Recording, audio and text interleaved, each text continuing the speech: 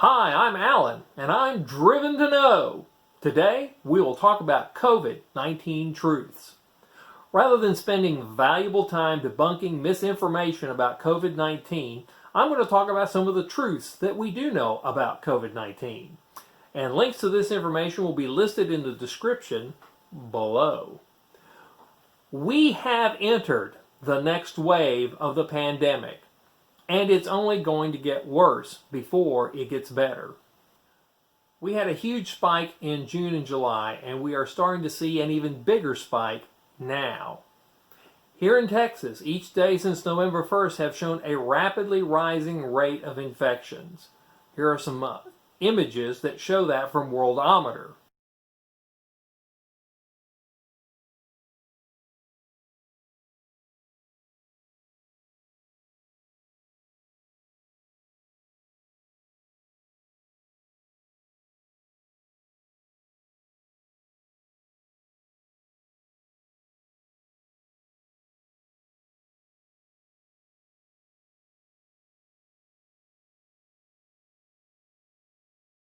Based on all that, let's talk about COVID-19 disease.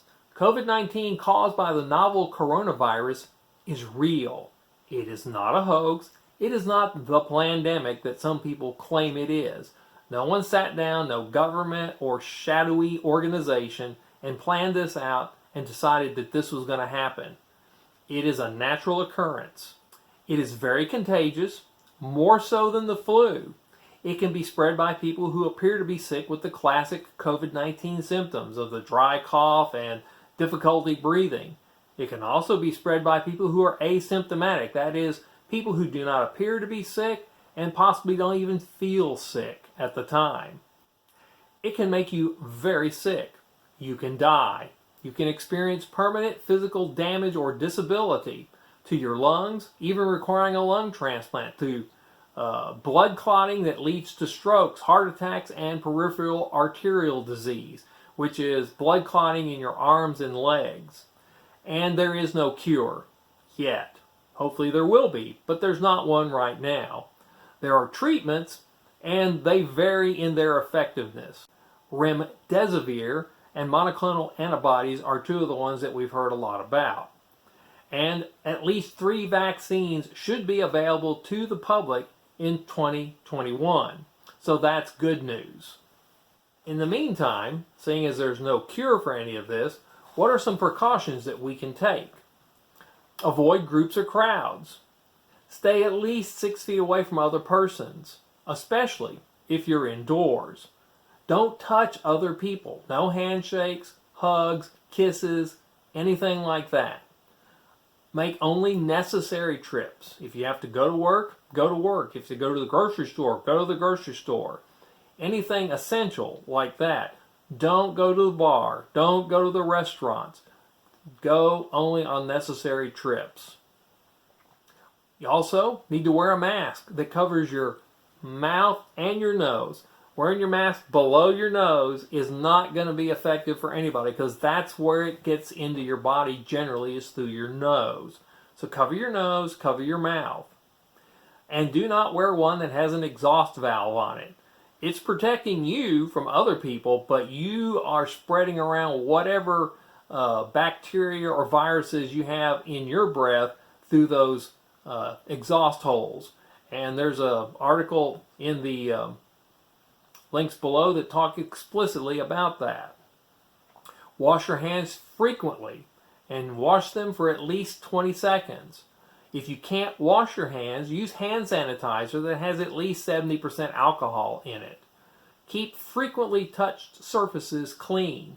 If exposed to a COVID positive person, self-isolate for 14 days. That means don't go anywhere. Don't go to work, don't go to the store, stay home and isolate yourself.